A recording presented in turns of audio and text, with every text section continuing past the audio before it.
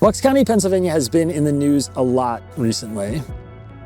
I was very interested in this story because I grew up in Bucks County, Pennsylvania. Actually, this is my elementary school right here, and I'm a Philly-based journalist. So I got in my car and drove out here to find out exactly what was going on.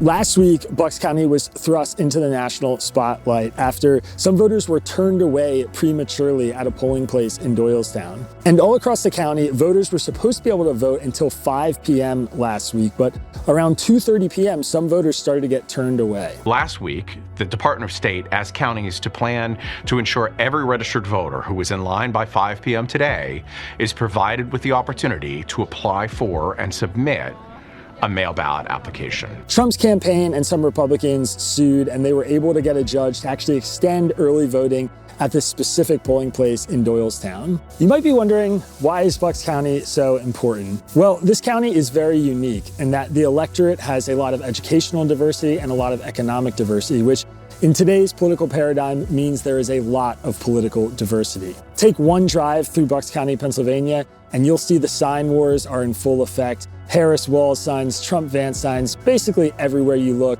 as well as all the down ballot congressional races. Something that's worth talking about here is Democrats actually want early voting in Pennsylvania. It's a fight they've been putting up for many years. In fact, between the 2020 election and this election, Democrats tried to pass laws in Pennsylvania that would allow voters to have true early voting for weeks before the election. Unfortunately, many Republicans rejected those laws because they wanted voter ID requirements attached to them. So Democrats and Republicans at the Pennsylvania state legislature level could not come to an agreement. With a dearth of information about what's actually happening on the ground, a lot of bad actors on social media have claimed there's election interference or voter suppression, and they've spread viral videos claiming that Democrats are trying to prevent Republicans from voting. Again, something that doesn't really make sense when you understand that the people in those long lines are also Democrats. The people trying to vote or get their mail-in ballots early are also Democrats. So I obviously care a lot about what's happening in Bucks County and some of the claims around election fraud here because I grew up here and because this county is going to be really important in deciding what happens in Pennsylvania. But I also have another personal stake in it, which is that my father lives here and he's actually a poll worker. Our early voting is typically done by mail, or in person. You can do what's called on-demand voting, but that means filling out a mail-in voter form at a municipal office somewhere, and that can be a long and tedious process. So people typically prefer to go to polling places. One of the things I love about it, and one of the reasons I keep doing it, is because it's so gratifying to see the process. The thing that really impressed me was that the entire process is just designed to make sure that you get to vote. So if you bring in your mail-in ballot because you never filled it out and never sent it in, then we let you vote as soon as you surrender that and the envelope. Oh, you came in without it? Well, that's all right. We'll fill out a provisional. And then whichever one gets to us first, that's the one we'll count, and the other one we won't. To figure out exactly what's going on here, I'm going to go talk to the chair of the Bucks County Republican Committee, Pat Poprick.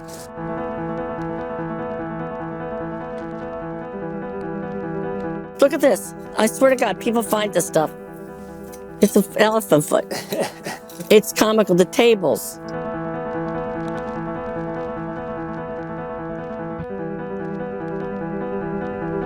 Okay, Pat Poprick, the chair of the Republican Bucks County Committee. Tell me, what does that mean? What's your job? What's your day-to-day like? Our day-to-day job is really getting out the vote and doing the mechanics of voting. A lot of people do the press and they do the videos. Our job is to make sure that on Tuesday the polls are covered, that we have materials, and that we work on registration all year round. As you may be aware, we just became a red county. Yeah. We are the only red county. They talk about the blue wall nationally. There's a blue wall in Pennsylvania. From Chester County all the way up to Monroe, we're the one red county. So that's the kind of work we work on. Mail-in ballots, all the logistics that you need. Yeah, no, it was a huge deal when Republicans started. They got the registration lead against Democrats in Bucks County. I grew up in Yardley, PA, so Oh, I'm a Bucks okay. County boy. I knew, I saw that in the news. Massive. Yeah, massive. 2008 was the last time we were in the majority. Yeah, wow. And I know Obama won in '08 and 2012, and it's gone blue. Obviously, even Hillary won it.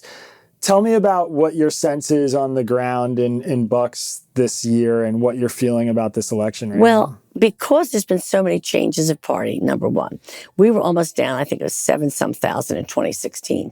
We're now +6, and I'll get the last drop tomorrow, which will go up again. That's almost a 14,000 move of voters. Huge. So I think in the past we didn't have people signing up, but they're so fed up with what's happened in this country. I can't even tell you how many people I speak to, and their complaints are bills, inflation, immigration. They're the things I hear. And immigration triggers more inflation because we're paying for the hotels and the food. It's all combined. They just can't make ends meet on these fixed incomes. Seniors are being killed. I'm curious in Doylestown, and I see this, we just drove here from Morrisville. So we came all the way up River Road and then over 232, and we come down, and it's a Trump sign at wall sign, Trump sign, Harris sign. How do people live amongst each other in a place like Doylestown when the political divisions are so real and out in the open? What does it feel like to be here for that? For the most part, it's amicable. There's been some confrontation, a lot of signs stolen. If I had one more person walk through that door, they are actually air tagging them now. This is how bad it's gotten. Oh, They're putting God. those tags on you for luggage. Yeah. They're putting them on these signs that cost $3. But they're tracking them. We've got a video of a lady she admits, I'm taking them down and putting them on. They're wrong. But for neighbors, it's not as bad, at least to what I've been told. They may glare a little bit at each other, but I don't think it's long-standing. We can disagree without being disagreeable, I think. Yeah. So you guys were just thrust into the national news spotlight last week. Yeah, I'm sure it's been a little crazy. Yes. Tell us about what happened, and let's start there with what happened, then we'll talk about the judge's order and the resolution and how you're feeling about how it turned out. The law of the state is that you could vote by not early voting. It's on demand, mail-in ballot in person till 5 o'clock on Tuesday, 29th was the deadline. That's also the deadline to request an application. You could just get an application and then go home, mail it, bring it back to a drop box. But that was the deadline. And just to clarify for people, the on-demand voting is you go to this polling station, whatever you want to call it, you request the ballot, you get it, you fill it out, and then you put it in a drop box. Right there on the spot, yeah, yes. Got it. But you also can go there, request the ballot, be given it, go home and vote, bring it back the next day and put it in a drop box. You don't have to, but that's why it's not early voting. We're just giving you a mail-in ballot in person instead of mailing it to you. So the 10 to 5 it was on every advertisement. Well, at 240, right across the street here, they had a guard, poor security guard, came out with a placard, said, nobody behind this spot will be getting your ballot or be allowed to get the mail-in early. And people were coming from all over. They left work. It said 5. So then we're close. It was right across the street. They're coming over here complaining. So we got lawyers on it. So they amended it and said, you can stay in the line, but you won't be able to turn the ballot in. We'll just we'll take your application and you can come back tomorrow and get the ballot. Because they wanted to be ending their paperwork at 5. Because they estimated it was taking from that point about 2.5 hours for the paperwork. That was what the line length was. People waiting 2.5 hours. Well, the Trump campaign, the RNC heard about it because we all were getting deluged with phone calls. And we were able to put together names of people that it happened to, real aggrieved individuals. They went in front of the judge and he said, you said 10 to 5. You didn't do 10 to 5. And now I'm going to extend it. And he gave them 3 more days. We were the only county in the state that did not stop on the 29th at 5 p.m. We stopped last night at 5 p.m. in here at Doylestown and at 4:30 at the satellite office, which are the business hours. And I was there. 4:30, they went and marked the line at the lower Bucks. And those people waited. The last group when I left was about 10 of 8. The last group were getting their paperwork. So if they got there 4:30, they were there 3.5 hours. And there were people there were 6 hours. It was horrible. So I saw a lot of people commentating on what was happening from afar, I'm sure in ways that were maybe not particularly helpful. I don't mean to ask a leading question, but, election interference, voter suppression, things like that were being thrown out. Can you speak to that a little bit? I did. I did what the people had asked me there yesterday. I do not think it was suppression. I think it was poor planning because there were Democrats in line and independents too. So we're not just targeting anybody in that line was messed up. Yeah, and there's Republicans all over Doylestown. It's not like you'd want to suppress the vote here. No, we're not. It was a matter of poor planning. I think the State Department gave out these special ballot printers. These printers can only print the sample ballot. They're especially because those ballots are very sacred. You don't want somebody being able to sit in the Doylestown making ballots. Right. So they're very specific, and they do one at a time. So when each voter came up with their polling place, they had to print that ballot. They couldn't have a bunch sitting on the paper because you don't want them. They don't want ballots sitting around. So the timing, the supplies, the staff. They down that lower box office, they did not have enough people at all. It's a satellite office. It's so tiny. The voters were voting outside of the building under a tent. Well, I was stunned. The one table had no dividers, no privacy. One table had dividers, 3 people could sit. The other table was just like this, and you were voting, I'm voting right here, nothing between us. That's nutty. It was not. It's got to be fixed. So, okay, talk to me about that. I mean, how do we fix this? And why is it like this in the first place? I mean, I know Republicans and Democrats fight over funding and how to fund. And in Pennsylvania specifically, we had a lot of controversy in 2020 because people like Mark Zuckerberg were pouring a lot of money into the elections and the law changed so he couldn't do that anymore. And now it's state funded. So what do we do now? I mean, clearly there's more demand than maybe the staff was able to meet for, this on-demand mail-in voting. So what do you think is a good solution going forward? I think initially they have to have additional staff on board from the beginning because one of the things that we get for our voters are called watcher certificates. So committee people, every committee person gets issued this. That gives them a permission to be in the machine, in the polling place after hours when they tabulate and all. You and I just can't do it, but if you have a watcher certificate, we always have the watcher certificates by Thursday. Today, people are coming in, picking up their supplies and all. We're not getting them till Monday. They're so backed up because of all this. I don't think they anticipated the amount of extra work with this new format. And I think I think next time I'd rather have some of them being able to get a coffee break and having a lunch break, or maybe not doing something for half an hour, than have them work until 2 a.m. trying to process. They were there last night processing poll books. It's not enough staff. It was not anticipated properly. And I don't know why, honestly, because everybody knows this is our biggest election. If anybody's living under a rock, you don't know this is where you're going to have your biggest election. They're not real. And the dynamics have changed a little bit now where, Trump and a lot of big party leaders in Pennsylvania are telling Republicans to go out and vote early. So it's not just Democrats hitting the polls early anymore. It used to be. Yeah. November last year, in this county, there were 3.14 Democrat mail-in ballots for every 1 Republican. That's November of 23. My numbers as of 2-3 days ago, 1.4. Wow. To 1. So we have hugely increased the volume. And I don't know what it's going to be after this weekend. These 3 days, we just had, everybody agrees there were 70 to 80% Republicans in these lines. So those numbers are going to go way up when I get them next. So it's been changed. Do you think maybe in the future state Republicans here in Pennsylvania will support, straight up early voting, that we could see that change in Pennsylvania, early voting happens? I don't know if that's going to come. Some people are concerned because that gets out. They're not allowed to give the numbers and stuff like that. Like we start counting at 7 a.m. on election day. Yeah. They're allowed to start. They're not allowed to give out one number until after 8 p.m. And we typically get our first drop of numbers at about 10. So that's something, because you don't want to skew it. People don't vote. They hear numbers are so bad. Oh, I'm not going to bother. So that was a concern I think that they had. But Act 77 has to be reevaluated from so many angles. They're not conformed. Some counties didn't offer, but we had the on-demand mail-in ballot. They didn't do it. You didn't have to. So some counties didn't. Then right next door in Chester County, from the day they started, their hours were 10 to 2, which there could be arbitrary, right? 10 to 2.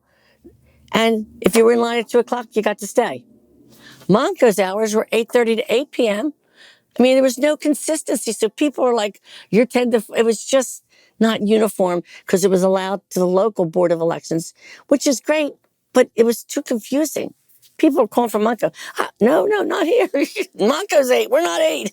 It was very confusing. With so many people voting early here, what are you expecting actual election day to be like? Will it be, you think it's just, this is going to be a huge turnout election, there's going to be a ton of people here, or you feel like a lot of people have voted early, so maybe it won't be as crazy It'll on be election? big. Because a lot of the seniors, that was the question Newsmax had asked me about. Seniors aren't doing it. Seniors are the last vestiges. They don't trust the mail-in ballot at all. We talked to them. I'm going to be there. I'll put my ballot in that box. It's okay. And they're good voters for us. They're one of our best voters, 45 to 64. So I know they'll be coming out, especially the 64s and up. They don't like those mail-in ballots. They don't trust them to put it, I'm putting in a post office box. And that's why some of them in line were there, because they could hand it in. It wasn't going in a box. But do you think they should trust it? Talk to me about that. Absolutely. Yeah. In this county, yes. I voted that way. I volunteer here. I'm a volunteer. I've been working at least 16, I don't know how many days in a row. I can't even tell you. I'll be working every day. I would never jeopardize my ballot in a million years. That my vote not count after all this time I'm doing. I trust this county totally because I know how it was done. We were very involved in even though it's two commissioners are Democrat, one's Republican, we were included in the early stages. We saw the processes. Plus, we have people that are watching when the ballots are being started to tabulate. We have 3 attorneys and 3 lay people there around the clock. They have shifts of 4 hours. So there's extra eyes on it. Not that it's okay, they missed that. Or it's really good in this county. I would not say that in some others that I don't know, but here it's safe. I think that's reassuring. To know at least in the place we're sitting in, Bucks County is going to play such a huge role in how the state goes. I actually am curious. I want to talk a little bit about what you're expecting after the election too. I know in 2020 you were part of one of the alternate slate of electors, yes, which was controversial. Tell me about how you're feeling about the security of this election. What do you think you're going to do in the wake of Tuesday? Are you feeling like Trump, win or lose, you feel confident about the result? You're going to certify? In my county, I do. Yeah. In my county, I do. But the elector position is for the state. So I would say to you, the last time there was lawsuits that had been filed and they had not been adjudicated. And if they had won the case, the Republicans would have been the official electors. If they didn't, then they wouldn't, and we didn't. But you have to meet on a certain day, which is prescribed by federal law. That date the Electoral College meets is picked. It's got a very specific formula, and you have to meet that day. The concern we had was if we didn't meet that day, and the cases were won later that week, they say, you didn't meet. There's not another backup date for electoral. You meet on that day all over the nation. So that's what we did, and we put words in our documents. I was one of the ones on the phone with the lawyers. I know my business. I wasn't signing it saying, yeah, I'm voting that way. I said, if the case should be determined that law says that we are now the electors, this is how I would cast my vote, and I would do it again. And honestly, I think the other party would do it too. If there's something that you don't know what's going to happen, and you have to meet on a certain date, you've got to protect the rights of those voters, I think. And so it turned out we didn't win the case. They threw that paper out, and I was fine. So if we see Democrats challenge the results, let's live in a world where Trump wins Bucks County, Democrats challenge the results, and they refuse to certify Democrats who are sitting in your position, you'd feel comfortable with that? Yeah, I would, because let's face it, this is supposed to be a process. Even though we are partisan in ways, we're voting for a government for all of us. And you have to do it and protect the rights. Those lawsuits were apparently, some people thought they were real. They went to court. They didn't win. Okay. But had they won, what would we have done? We can't go back to that day in December and reconstruct it. So, and I think if it happens the reverse, I would not be surprised if the Democrats did the same thing to protect their people that voted for it if they were to ultimately be determined to be the electors. I'm curious if there are any lawsuits you're keeping an eye on, because a lot of these challenges are happening already. We just got the Supreme Court ruling about postmarked mail-in ballots in Pennsylvania, and they ruled against Republicans, but I'm sure things are or the Republicans who brought this suit, I'm sure things are going to pop up after the election. Are there any legal issues you're keeping an eye on, or any challenges you're watching in the final days right now? We do. When the ballots come back, and I've been present when the provisional ballots are looked at, I do think some of the things to me, and I don't agree with, like the date. If you get the ballot mailed to you, and it's mailed on this October 5th, and you return it, and the dates, there's to me some leeway there. I think, well, obviously it's in the time frame, but Act 77 says it has to be dated. And they fixed it. I don't know if you've seen the back now. They have really big they have 2024 because people were putting their birth dates there. Yeah. And then they got thrown out. And I thought, and I don't know who our Republican date. Why wouldn't they got it back in time? They made a mistake. So I think no signature, that's a little more grievous to me because then you don't know if the person's doing it. But I think there's some things that they could make leeway on. There are lawsuits. There's always going to be lawsuits. As long as the world's evolving, there's going to be lawsuits. Most of them I wait to hear. Some of them we're involved in, like the one in our own place. But a lot of them are at the state level. We just wait to hear what they're going to do. Funny enough, my mom actually had a mistake on her ballot in 2020, and she had to come out to Doylestown. Cure it. Yeah, to cure it. She got the phone call, and she had to come out, which was a really interesting sort of personal connection I had to some of those fights that were happening back then. We allow that in Bucks. Yeah. Some counties don't allow cures. That's another. Some counties don't do That's cures. a good law. I think people should be able to fix their Of course it should ballot. be. Yeah. You make a simple mistake. You forget something. You should not be allowed to vote because you made a little mistake on the paperwork. That's not, I think it's wrong. And I don't care. And I hear again, this is not a partisan issue. It's governmental. If you make a simple mistake, fix it. The person took that much time. And because they didn't put the right date, you're not going to let them, give me a break. All right. I can't leave here without asking you. We're sitting here, we're recording this on Saturday before the election. Mm-hmm. Give me a little Bucks County prediction. Tell me what you're feeling, what you're thinking, what your how your confidence levels are heading into the final days. I feel very good about what I've seen. I have seen tremendous, highly different support this time. Highly. Just the numbers of registration alone, that switch. The people coming in for signs here, I can tell you people that I know would not put a sign on their lawn last time. They didn't want to your point, I don't want my neighbors mad at me, blah, blah, blah. They are coming in, and they talked to me because my door's open. And I was like, can I help you? They said, I have to take a sign this time. I can't be quiet. So there's a lot more groundswell support, and they're not afraid to say they're voting for him. So I think it's going to go well. We're a tough county, though. We're purple. Brian is running, Brian, our congressman. I'm sure he'll do very well because he really crosses a lot of barriers. A lot of people know. Popular with Republicans and Democrats. Yeah. And I think it's going to be interesting. Honestly, I don't ever really predict because it's not really until Election Day. If you would have told me last November, everybody thought we were winning the courthouse. We didn't. So you don't know. After Election Day. Pat Pobrick, thank you so much for sitting down with us. My pleasure, of course. It. I'm glad you could stop in today.